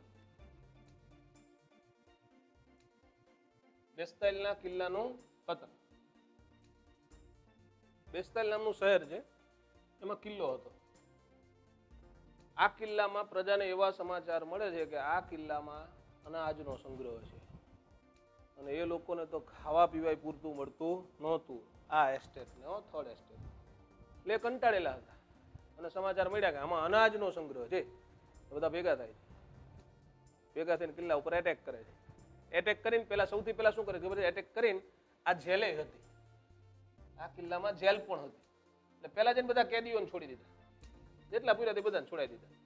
એ બધા ભેગા થઈને પછી જે કિલ્લાનો ગવર્નર હતો ને એનું ગળું કાપ્યું. ગળું કાપીને ભાલા ઉપર લગાવીને આખા બેસ્તાઇલમાં નીકળ્યા બધા. એટલે જે આખા ફ્રાન્સની જે પ્રજા હતી ને કચડાયેલી, બધામાં જુસ્સો આવી ગયો એક સાથે. આપણે તો કંઈક કરી શકીએ એમ, કંઈક કરી શકીએ. આપણે છે ને 2011 મેચ જીતા હતા, વર્લ્ડ કપ જીતા ને એટલે બધા ફોર્મમાં હતા. અને એ વખતે અન્ના હજારે બજારમાં આવ્યા અને એને કીધું કે આમ આપણે સહન ના કરવું જોઈએ, આમ આપણે સહન ના કરવું જોઈએ. આપણે વર્લ્ડ કપ માટે બજારમાં નીકળ્યા હતા ને એવી જ રીતે અન્ના હજારે માટે બજારમાં નીકળ્યા. કેમ તો કે જુસ્સામાં હતા, આમ કરવું જોઈએ, આમ કરવું જોઈએ. એમ ત્યારે દેશ પ્રેમ ઉમટી આવ્યો હતો. એકાએક ક્રિકેટ મેચ જીતી આવ્યા હતા ને, તો એમ અહીંયા શું થયું? જુસ્સો આવી ગયો પબ્લિકને. એક કામ કર્યું એટલે જુસ્સો આવ્યો એટલે બધા નીકળવા માંડ્યા. એટલે પછી ખબર પડી ગઈ આને રાજાને, હવે આપણા દાડા ટૂંકા થઈ ગયા ભાઈ, આપણે મેર નહીં આવે. એટલે એને પહેલા એસ્ટેટ જનરલની બેઠકો બોલાવી. એસ્ટેટ જનરલ એટલે શું? અગાઉ બેઠક બોલાવતો ને એસ્ટેટની, તો આ બેને જ બોલાવે. આમને કોઈ અધિકાર જ નહીં, વોટ આપવાનો અધિકાર નહીં, એમને કોઈ રાય નહીં લેવાની, એમને કોઈ જગ્યાએ કાંઈ પૂછવાનું નહીં. એમની સાથે કોઈ વાટાઘાટો થતી નહોતી, ઉપરના બેની સાથે જ થતી. એટલે પછી પ્રજાની ડિમાન્ડને ધ્યાન ઉપર લઈ અને એસ્ટેટ જનરલની બેઠક બોલાવી. એસ્ટેટ જનરલ એટલે બધી એસ્ટેટ, પણ એમાં નીચેની એસ્ટેટે જે કંઈ માગણીઓ રજૂ કરી એ માગણીઓ ઓલી પૂરી કરી શકે એવો નહોતો પૂરી કરી શકે. એટલે એ ભાગ્યો ભાગે છે. એટલે છેક બોર્ડર ઉપર રાજા રાણી બે પકડાણા એટલે પકડીને લઈ આવ્યા. લઈ આવીને ત્યારે ત્યાં છે ને એક હથિયાર હતું જેનું નામ હતું ગિલોટીન. લાવીને ગિલોટીનની ઉપર ગળું કાપી નાખવાનું. ગિલોટીન એવું હથિયાર હતું મિત્રો કે આ લોખંડના બ્લોક હોય, ઉપર ને નીચે શું હોય? લોખંડના બ્લોક હોય, અણીદાર ધારદાર તલવાર જેવા. અહીંયા માથું રાખવાનું, જેનું કાપવાનું હોય ને એને, અને પછી ઉપરથી આ બ્લોકને છૂટો મૂકે, ઉપરથી ઠાક દે નીચે પડે એટલે વજન વાળો બ્લોક હોય. જેમ તલવાર માથું કાપે એમ ગિલોટીન માથું કાપે, ફટ દઈને માથું કપાય છે. રાજા રાણીને માથા કાપી નાખવામાં આવ્યા. માથા કપાઈ ગયા. એ દરમિયાન 1764 ફ્રાન્સમાં એક ઘટના બની હોય છે, જે ઘટના વિશ્વ ઇતિહાસમાં ભણવી જરૂરી છે. નેપોલિયનનો જન્મ થયો હોય છે. શું થયું હોય છે? નેપોલિયન નામ સાંભળ્યું છે ને? નેપોલિયન એવું નામ છે જેનાથી અંગ્રેજોને ડર લાગતો હતો. એટલા માટે ટીપુ સુલતાન મૈસૂર વિગ્રહ દરમિયાન નેપોલિયનનો કોન્ટેક્ટ કરે છે, જેકોબિયન પક્ષનું ઝાડ વાવે છે. આવું બધું તમે ભણો ભારતના ઇતિહાસમાં. એ જેકોબિયન પક્ષ છે ને અહીંનો હતો. જેકોબિયન પક્ષ ક્યાંનો હતો? ફ્રાન્સનો. નેપોલિયનનો જન્મ થાય છે એટલે નેપોલિયનને છે ને આવું લેબલ આપવામાં આવ્યું છે, ક્રાંતિ બાળ. એ ક્રાંતિ દરમિયાન મોટો થયેલો છે. ફ્રાન્સની ક્રાંતિ દરમિયાન એનો ઉછેર થયેલો છે, એટલે એને ક્રાંતિનું બાળક એવું લેબલ આપવામાં આવેલું છે. હવે અહીંયા લોકશાહી મળી ક્યારે? 1789માં. અમેરિકન ક્રાંતિએ દુનિયાને વ્યક્તિ સ્વાતંત્ર્યનો સિદ્ધાંત આપ્યો છે. અમેરિકન ક્રાંતિએ, આને નહીં. અમેરિકન ક્રાંતિએ દુનિયાને વ્યક્તિ સ્વાતંત્ર્યનો સિદ્ધાંત આપ્યો, જ્યારે ફ્રાન્સની ક્રાંતિએ દુનિયાને સ્વતંત્રતા, સમાનતા અને બંધુતાનો સિદ્ધાંત આપ્યો. એમ કે સમાનતા, સ્વતંત્રતા અને બંધુતાનો સિદ્ધાંત કઈ ક્રાંતિએ આપ્યો? તો ફ્રેન્ચ ક્રાંતિએ. વ્યક્તિ સ્વાતંત્ર્યનો સિદ્ધાંત કઈ ક્રાંતિએ આપ્યો? તો અમેરિકન ક્રાંતિએ. નેપોલિયનનો બર્થ થયો, ક્રાંતિ બાળ. 1799 નું વર્ષ આવ્યું ને મિત્રો, 1799 ત્યાં નેપોલિયન છે ને એ કોન્સેલ બની ગયો, એટલે કે આર્મીનું એક પદ આવે, કોન્સેલ. એને 3 કોન્સેલની એક કમિટી બનાવી. એ 3 કોન્સેલ આખા દેશનો વહીવટ કરે, આવા 3 વ્યક્તિઓ. પછી 3 કોન્સેલમાં એક કરતા હરતા થઈ ગયો ને પછી એને પોતાની જાતને ફ્રાન્સનો રાજા નહીં, સમ્રાટ જાહેર કર્યો. રાજા કરતા સમ્રાટ મોટો કહેવાય, ખબર છે ને? હા, શું બોલો, શું ખબર છે? રાજા કરતા સમ્રાટ મોટો કહેવાય, શું ખબર છે? કયો? રાજા રાજ્યનો હોય. રાજા શેનો હોય? રાજ્યનો. સમ્રાટ છે ને સામ્રાજ્યનો હોય. સમ્રાટ કોનો હોય? એટલે કે એક દેશ, 2 દેશ, 3 દેશ, 4 દેશ, 5 દેશ ભેગા થઈને 5 દેશના રાજાની ઉપર જે રાજ કરતો હોય એને શું કહેવાય? સમ્રાટ. સમ્રાટ અશોક, બરોબર? સમ્રાટ અશોક એટલે એને સમ્રાટ કહેવાય. આ ભાઈએ પોતાની જાતને સમ્રાટ જાહેર કરી દીધો. અને એ આ યુરોપમાંથી 3 સ્થળને બાદ કરતા, સમગ્ર યુરોપમાંથી 3 સ્થળ, એક ઇંગ્લેન્ડ, બીજું રશિયા, ત્રીજું ઓસ્ટ્રિયા. આ 3ને બાદ કરતા મોટા ભાગના યુરોપ ઉપર એનું સીધું કે આડકતરું શાસન હતું નેપોલિયનનું. એટલો તાકાતવર હતો. એની જિંદગીમાં 60 યુદ્ધ લડેલા છે મિત્રો, 60 વોર્સ. 60 માંથી 2 જ હારેલો છે, છેલ્લા 2. 60 માંથી 2 જ હારેલો છે, છેલ્લા 2. એને ખબર હતી અગાઉ કે જો આપણે સીધા જ ઇંગ્લેન્ડની સામે યુદ્ધમાં ઉતરશું તો આપણે હારી જશું. એટલે પેલા નાના નાના બધા વિસ્તારો ભેગા કરતો જાય, આજુબાજુ સમ્રાટ બનતો જાય. હા, ટીપુ સુલતાન એનો કોન્ટેક્ટ શું કામ કર્યો? તેને ખબર હતી કે જો અહીંયા આવી જાય ને તો ભારતમાંથી તો અંગ્રેજોને કાઢી જ શકે, ઇંગ્લેન્ડમાં જઈને ઇંગ્લેન્ડને ન હરાવી શકે, પણ ભારતમાંથી તો અંગ્રેજોને હાંકવામાં એ 100% આપણને મદદ કરી શકે, એટલે એનો કોન્ટેક્ટ કર્યો હતો. પણ નેપોલિયન એને કોઈ જવાબ આપ્યો જો નેપોલિયને જવાબ આપ્યો ને ખાલી ખબર પડી હોય ને કે 1800 એ 1800 ની જ વાત છે, 1799 ટીપુ સુલતાન ચોથા મૈસૂર વિગ્રહમાં એક્સપાયર થઈ જાય છે, સામે ઓલો વેલેસ્લી હોય છે સહાયકારી યોજના વાળો. તો જો ખબર પડી ગઈ હોય નેપોલિયન આવે છે તો અંગ્રેજો અહીંથી એમને એમ નીકળી જાય કે જા ઇન્ડિયા તારું નથી જોતું. એટલી ધાક વાગતી હતી આખા યુરોપમાં એની. એને એક ભૂલ કરી એની જિંદગીની સૌથી પહેલી 1813 1813 એને ઇંગ્લેન્ડની નાકાબંધી જાહેર કરી, આર્થિક નાકાબંધી. એને યાર વ્યવહાર નહીં કરવાના એવું કહી દીધું યુરોપ વાળા બધાને. અને એમાં રશિયા છે એ આગળ પડતું હતું કે કરવાના જ વ્યવહાર, જા થાય કરી લે છે, અમારે ઇંગ્લેન્ડ સાથે વ્યવહાર કરવાનો તારથી થાય કરી લે છે. એટલે ઇંગ્લેન્ડ ને રશિયા બે ભેગા થયા. ત્રીજું એવું જ ઓસ્ટ્રિયા હતું, એટલે આ ત્રણે ભેગા થયા. આ ત્રણેય ભેગા થઈ અને એમની સામે કોણ હતો? નેપોલિયનની સાથે યુદ્ધ જાહેર કર્યું. આ એની જિંદગીનું પહેલું યુદ્ધ જે હારે છે એ યુદ્ધ 1813 લડાયું હતું. લિપ્ઝિંગ, વોર ઓફ લિપ્ઝિંગ, લિપ્ઝિંગ નું યુદ્ધ થયું. લિપ્ઝિંગ, બરોબર. લિપ્ઝિંગ ના યુદ્ધમાં નેપોલિયન હારી ગયો ને એટલે એને એલ્બો ટાપુ ઉપર મોકલી દેવામાં આવ્યો. એલ્બો ટાપુ ત્યાં 8 મહિના રહ્યો. 8 મહિને નેપોલિયન ઇઝ બેક. ફરતી પાછો આવ્યો, ફરતી પાછું બધું ભેગું કરીને ફરતી પાછો 1815 ફરતી યુદ્ધ. આ ત્રણ ને આ બાજુ પાછો નેપોલિયન. એને કહેવાય વોર ઓફ વોટરલુ. બરોબર, વોર ઓફ વોટરલુ. વોટરલુ નું યુદ્ધ થયું, ફરતી પાછો નેપોલિયન હારી ગયો. આ છેલ્લું યુદ્ધ એની જિંદગીનું. પછી એને પકડીને મોકલી દેવામાં આવ્યો સેન્ટ હેલેના ટાપુ. ક્યાં મોકલી દીધો? સેન્ટ હેલેના ટાપુ ઉપર કેદી જિંદગી જીવતા 1821 આ ભાઈ એક્સપાયર થઈ ગયા. 1821 આ ભાઈ એક્સપાયર થઈ ગયા. એટલે કે જોજો ફ્રાન્સમાં શું થાય છે. ફ્રાન્સમાં પહેલા શું હતું? રાજાશાહી. પછી શું આવ્યું? લોકશાહી. પછી શું આવ્યું? લશ્કરી શાસન. પછી શું આવ્યું? સમ્રાટશાહી એટલે રાજાશાહી. ફરતી પાછી પ્રજા કંટાળી કે આ રાજાશાહી કરતા લોકશાહી જરાય નોત સારી, લોકશાહી કરતા વળી પાછું લશ્કરી શાસન સારું નહોતું, આના કરતા રાજા સારા હતા. એટલે 1818 માં ત્યાં પ્લાન ઘડાઈ ગયો. બેસાડો રાજાને. રાજાને બેસાડ્યો. લુઈ 16મો હતો, વચમાં 17માં નો ગેપ આવે છે. લુઈ 18માં ગાદીએ બેસાડી દીધો. લુઈ 18મો પાછો રાજા બની ગયો ફ્રાન્સનો. ફરીથી પાછી રાજાશાહી આવી ગઈ. આનો વારસદાર 1830 ચાર્લ્સ 10મો ગાદી ઉપર હતો. ચાર્લ્સ 10, રોમન નંબરમાં 10 લખ્યું છે, તમને બધાને આવડે મને ખબર છે. 1830 ચાર્લ્સ 10મો ગાદી ઉપર હતો. એ દરમિયાન ક્રાંતિ થઈ. એ ક્રાંતિ મિત્રો જુલાઈ મહિનામાં થઈ હતી. કયા મહિનામાં? જુલાઈ મહિનામાં. એટલે ક્યારેક એવું કે ફ્રાન્સની જુલાઈ ક્રાંતિ કયા વર્ષે થઈ? 1830 થઈ. કયા રાજાના સમયમાં થઈ? ચાર્લ્સ 10મા સમયમાં થઈ. ખાલી 3 દિવસ જ થઈ હતી. એટલે આના 3 દિવસનું ગૌરવશાળી યુદ્ધ કહેવાય છે.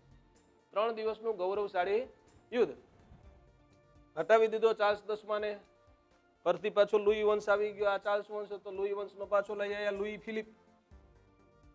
લુઈ ફિલિપને ગાદીએ બેસાડ્યો. લુઈ ફિલિપ થી લોકો 18 વર્ષે કંટાળ્યા. 18 વર્ષે કંટાળ્યા એટલે કયું વર્ષ આવે? 1848. 30માં બેસાડ્યો લુઈ ફિલિપને. 1848 નું વર્ષ આવ્યું. 1848 પાછા લુઈ ફિલિપ થી કંટાળી ગયા એટલે ફરતી પાછી ક્રાંતિ થઈ ફ્રાન્સમાં.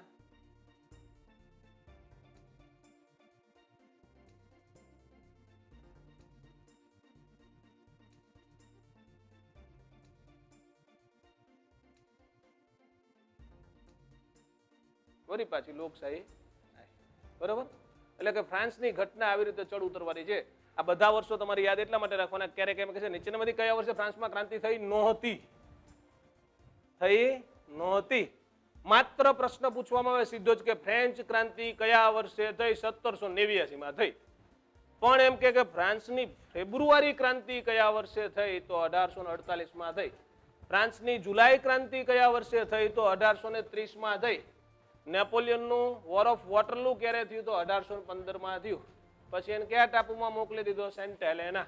ક્યારે મરી ગયો? 1821. પછી તમારે બધું યાદ રાખવાનું. લખવા જેવું લાગે તો તમે લખી લીધું, મને એવું છે.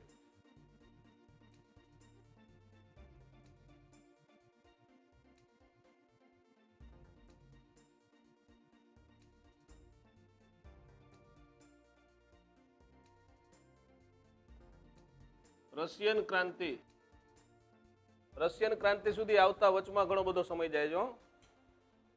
વચમાં છે ને ઇતિહાસમાં એક આવી ક્રાંતિ આવશે.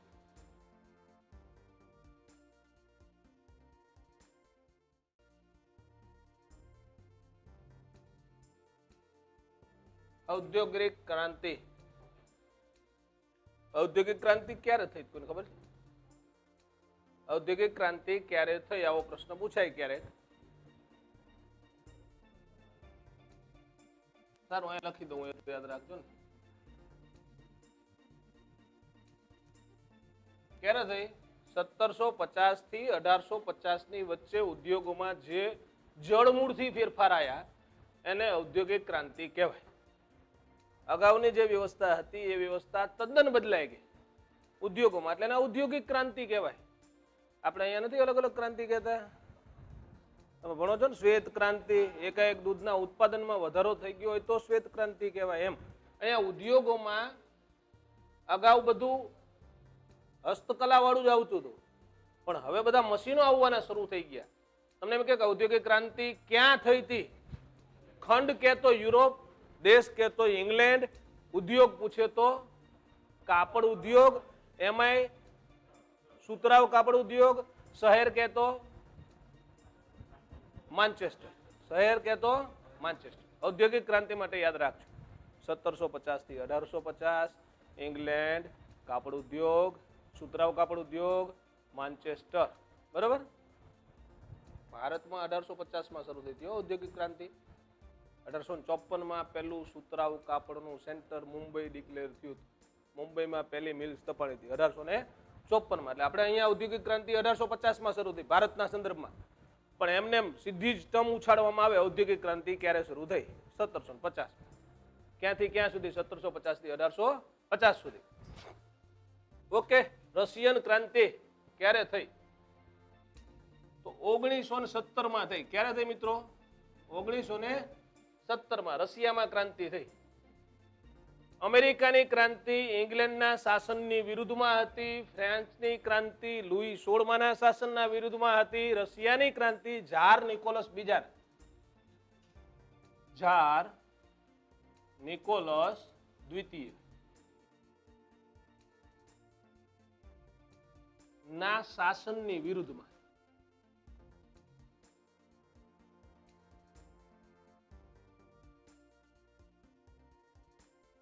ઝાર નિકોલસ બીજાના શાસનની વિરુદ્ધમાં જે ક્રાંતિ થઈ હતી એ રશિયન ક્રાંતિ. એટલે કે રશિયન ક્રાંતિમાં કોઈ દેશનો વિરોધ છે નહીં, રાજાશાહીનો વિરોધ છે. રાજાશાહીમાંથી લોકશાહી લાવી છે, એટલા માટે જે ક્રાંતિ થઈ એને કહેવાય રશિયન ક્રાંતિ.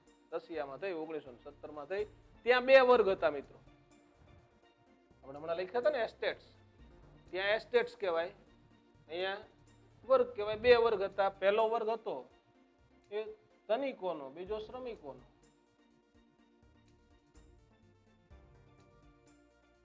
ધનિક અને શ્રમિક. ધનિકો છે ને એના માટે ત્યાં એ લોકો શું શબ્દ વાપરતા ખબર છે? હેવ્સ. આને એવું કહેતા હેવ્સ નોટ. હેવ ઉપરથી હેવ્સ બનાવ્યું છે, HAVE, હેવ ઉપરથી. હેવ્સ એટલે ની પાસે બધું છે, હેવ્સ નોટ એટલે ની પાસે કાંઈ નથી. અને પાછું કેવું, ગમે ત્યારે કાંઈ પણ અભિપ્રાય લેવાનો હોય તો આમનો જ લેવાનો, આમનો કોઈ અભિપ્રાય લેવામાં આવતો નહોતો. અને ત્યાં એવું હતું, વહીવટ તંત્ર સડેલું હતું, પ્રજા કંટાળેલી હતી. ત્યાં રાણી નહીં, પણ રાણીનો એક પ્રિય પ્રધાન હતો, ગ્રેગરી રાસ્પુટિન. આ વિચિત્ર પ્રધાન હતો રાસ્પુટિન. આ જેમ કે એમ રાણી કરે, રાણી જેમ કે એમ રાજા કરે. રાસ્પુટિન જેમ કે એમ રાણી કરતી, પછી રાણી કહી દે રાજા આમ, એટલે રાજા પછી આગો પાછો ન થાય. એટલે રાસ્પુટિનના કહેવા પ્રમાણે દેશ ચાલતો. આ વિચિત્ર પ્રધાન હતો. આ ઇતિહાસ કરો તો એવું લખે છે કે આ જાદુ ને તંત્ર મંત્ર ને વશીકરણ બધું જાણતો. એટલે એવો પ્રધાન હતો. ત્યાં પદ વેચાતા હતા, શાસન અસ્ત વ્યસ્ત હતું. એમાં 1905 એક ઘટના બનેલી છે. આના તમને એમ કે અમેરિકન ક્રાંતિનો અગત્યનો બનાવ કયો? બોસ્ટન ટી પાર્ટીનો બનાવ. ફ્રેન્ચ ક્રાંતિનો અગત્યનો બનાવ કયો? બેસ્ટાઇલના કિલ્લાનું પતન. અને એમ કે રશિયન ક્રાંતિનો અગત્યનો બનાવ કયો? તો લોહિયાળ રવિવાર. લોહિયાળ રવિવાર. લોહિયાળ રવિવારની ઘટના કયા વર્ષે બની? 1905માં. કેવી રીતે બને છે? 1905 ની 22મી જાન્યુઆરી. તમે કેલેન્ડર જાણવા વાળા ચેક કરી જોજો. 22 જાન્યુઆરી 1905 રવિવાર હશે. રીઝનિંગમાં આવું આવે ને, 22 જાન્યુઆરી 1905 રવિવાર હશે. એ રવિવારના દિવસે બધા શ્રમિકો એમની રજૂઆત કરવા માટે રાજાના રાજમહેલ તરફ જાય છે. અને એમાંથી અમુક અમુક તો છે ને એનો લીડર હોય છે ને, એનું નામ આવું હોય છે, ફાધર ગેપોન. ફાધર ગેપોન આ લીડર હોય છે. આના નેતૃત્વમાં હજારો શ્રમિકો એક સાથે રાજાના દરબારમાં રજૂઆત કરવા જાય છે. એમાંથી ઘણા બધા શ્રમિકના હાથમાં તો એવું હોય છે કે ઘણું જીવો, ઘણું જીવો, ઝાર ઘણું જીવો, એમ ઝારના વખાણ કરતા, ઝારને આશીર્વાદ આપતા બેનરો લઈને જતા હોય છે આ લોકો. હવે કાંઈ પણ જાણ્યા વગર રાસપુટીને અને રાણીએ ઓર્ડર આપી દીધો ફાયરિંગ. ત્યારે બંદૂકો હતી 1905 ફાયરિંગનો ઓર્ડર આપી દીધો. એમની ઉપર અંધાધૂંધ ગોળીબાર થયો, એટેક કરવામાં આવ્યો. ઘણા બધા શ્રમિકો મૃત્યુ પામ્યા. એટલે હવે ક્રાંતિની શરૂઆત, પબ્લિક જાગૃત થઈ ગઈ. આ દરમિયાન છે ને ત્યાં આ એક વ્યક્તિ હતી લેનિન. આ રશિયન ક્રાંતિનો હીરો કહેવાય. રશિયન ક્રાંતિનો હીરો. આ ભાઈ છે ને એ આ પુસ્તકથી પ્રભાવિત હતા.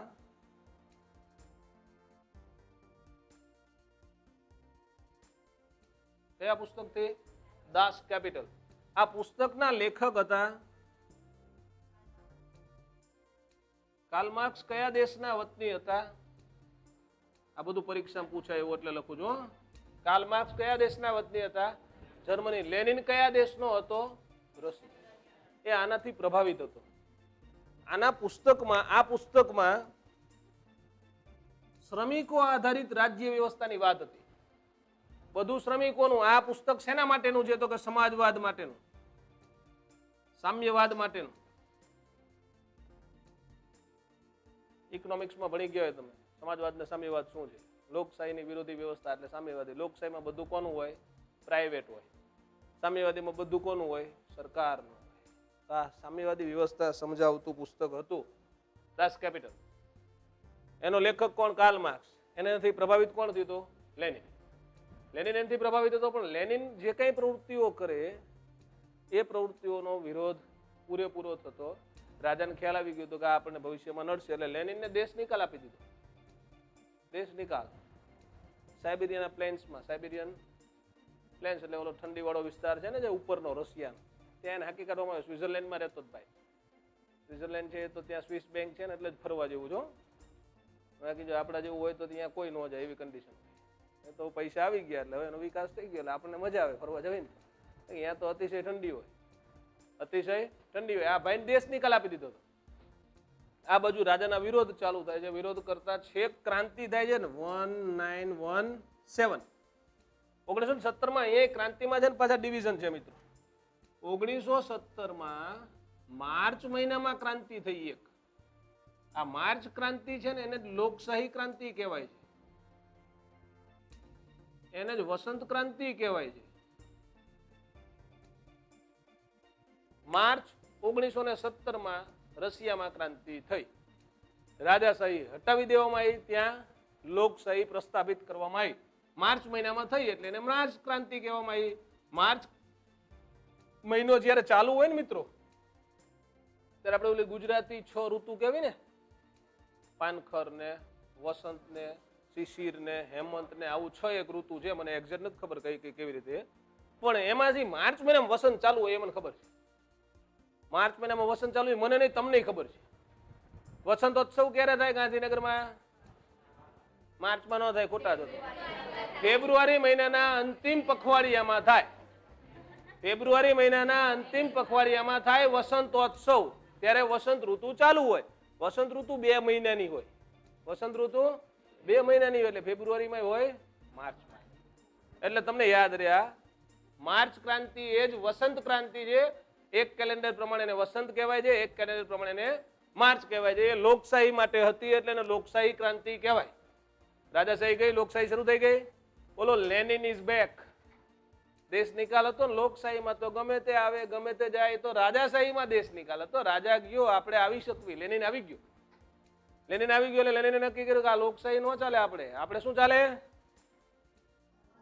સમાજવાદ, સામ્યવાદ. એટલે એને આવીને એના બધા ચેલાઓને સક્રિય કરી દીધા. ચેલાઓ સક્રિય થઈ ગયા 6 મહિના પછી. એટલે કયો મહિનો? 6 મહિના પછી નવેમ્બર 1917. બીજી ક્રાંતિ થઈ રશિયામાં. એક જ વર્ષમાં બીજી ક્રાંતિ. એટલે એને કહેવાય નવેમ્બર ક્રાંતિ અથવા સામ્યવાદી ક્રાંતિ અથવા બોલ્શેવિક ક્રાંતિ. બોલ્શેવિક છે ને એ શું છે મિત્રો? બે શબ્દ છે, બોલ્શેવિક અને મોન્સેવિક. બોલ્શેવિક એટલે બહુમતી વાળા, મોન્સેવિક એટલે લઘુમતી વાળા. આ લોકોની પાસે એમની બહુમતી હતી. એમને કહી દીધું કે હવે આપણે સામ્યવાદ શરૂ કરવાનું છે. એટલે લોકશાહી ગઈ, સામ્યવાદી સરકાર શરૂ થઈ ગઈ. આ બીજી ક્રાંતિ. એટલે આમાં જો આ 1 2 3 4 5 ને 6 શબ્દો છે, જોયા? 6 રશિયન ક્રાંતિના છે. એટલે ક્યારેક પરીક્ષામાં એવું પૂછશે કે રશિયામાં બોલ્શેવિક ક્રાંતિ ક્યારે થઈ? પછી ઓપ્શનમાં બે જગ્યાએ 1917 હશે, પણ મહિના આપેલા હશે. બોલ્શેવિક ક્રાંતિ કે તો નવેમ્બર 1917માં થઈ. બરાબર? ખાલી વર્ષ જ પૂછવું હોય તો સીધો જ પ્રશ્ન હશે, રશિયન ક્રાંતિ ક્યારે થઈ? પણ એમ કે રશિયામાં લોકશાહી ક્રાંતિ ક્યારે થઈ, વસંત ક્રાંતિ ક્યારે થઈ, માર્ચ ક્રાંતિ ક્યારે થઈ?